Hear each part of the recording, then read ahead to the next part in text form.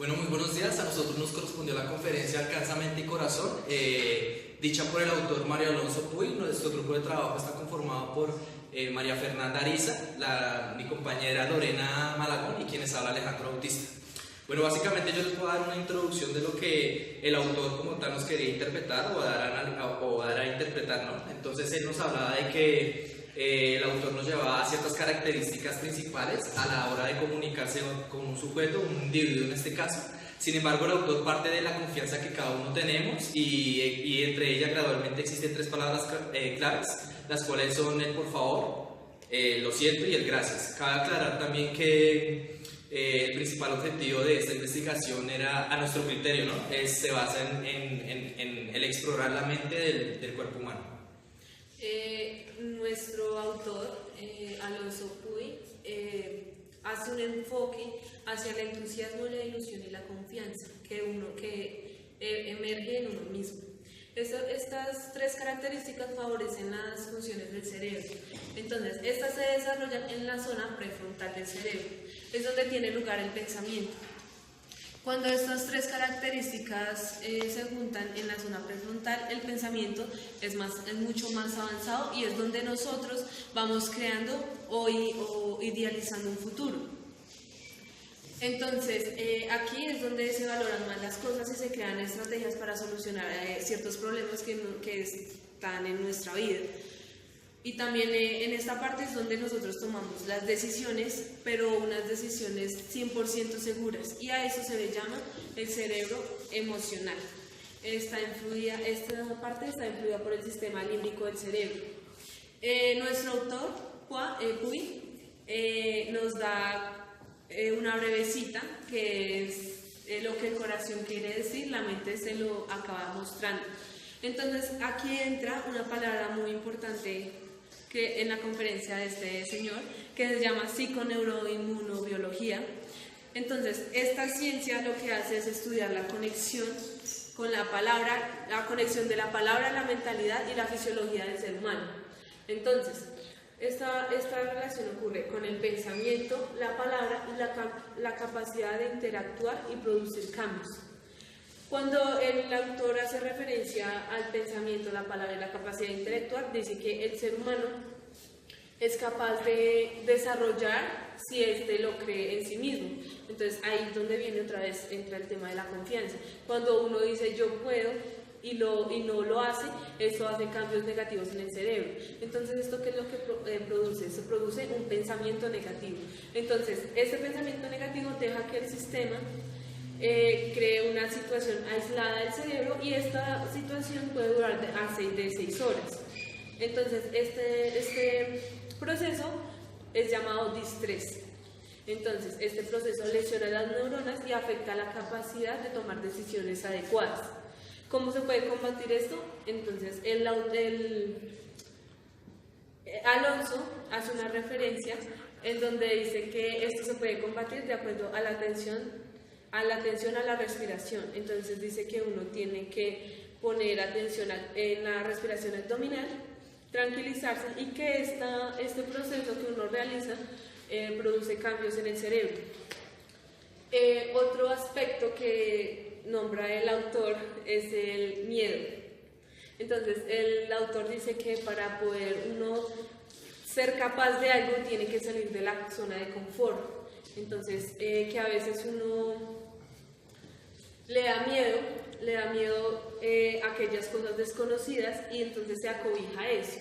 Entonces, lo que hace esta actitud es hacerle sentir miedo al cerebro para que éste pueda entender que uno es capaz de hacer ciertas cosas.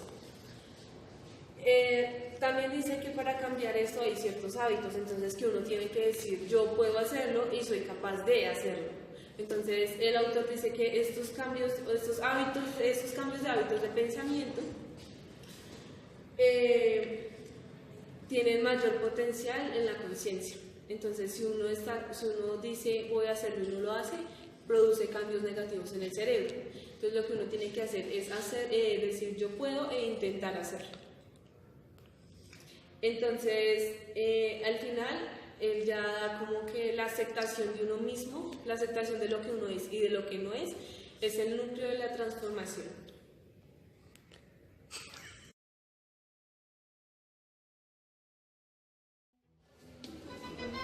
¡Ay, qué bonita cartuchera!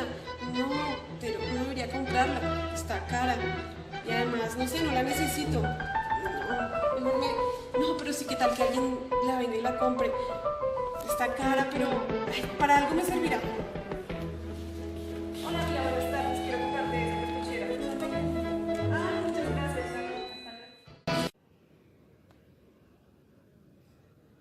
Lo que acabamos de mostrarles es cómo el cerebro emocional prevalece sobre el cerebro racional.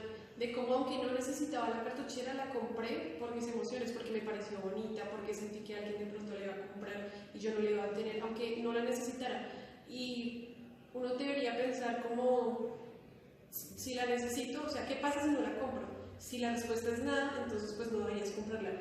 Pero eso no pasó, porque el cerebro emocional es el que rige sobre el racional, entonces, y más que todo, esto pasa, creería yo, que más sobre las mujeres, que sobre los hombres, las mujeres somos más emocionales, y por esto también nos dejamos llevar mucho por las emociones, como se ve en el caso de la cartuchera, de que la compré porque me pareció bonita, aunque estuviera sobrevalorada. De esto hablaba el video también, de que uno hace muchas cosas basándose en las emociones y no en lo racional.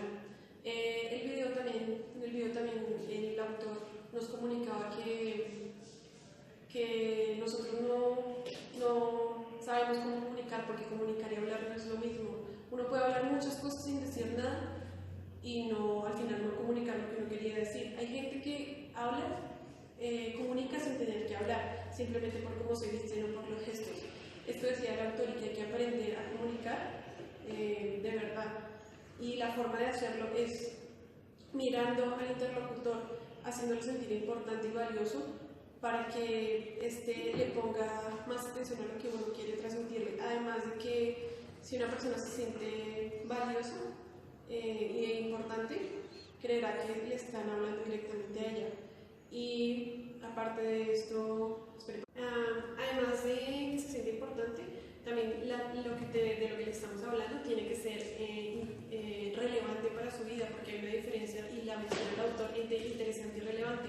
Uno se puede interesar y tener hobbies en muchas cosas, como decía el autor, yo me intereso por el espacio, por los agujeros negros, por la NASA, pero eso no es relevante para mi vida, simplemente es algo que me interesa. Entonces ahí está la clave para que la persona lo acoja mejor y lo aprenda mejor lo que uno quiere comunicarle, que sea relevante para su vida, que lo pueda utilizar. También decía el autor que las personas, cuando están poniendo cuidado a un conferencista o a un orador, no le prestan cuidado precisamente por esto, y aparte de eso simplemente dejan la cara. Él decía así, dejan la cara, pero se llevan la mente a otro lado. Decía que los niños presten más atención que los adultos, porque el niño está, como no lo sabe, él está más interesado a prestar atención porque no tiene ese conocimiento. En cambio el adulto, a veces, aunque no lo sepa, tampoco le interesa. Entonces hay que tener mucho en cuenta de cómo mirar al interlocutor, cómo hablarle y cómo llegar a él mediante las cosas que sean relevantes de lo que nosotros queremos comunicar para su vida.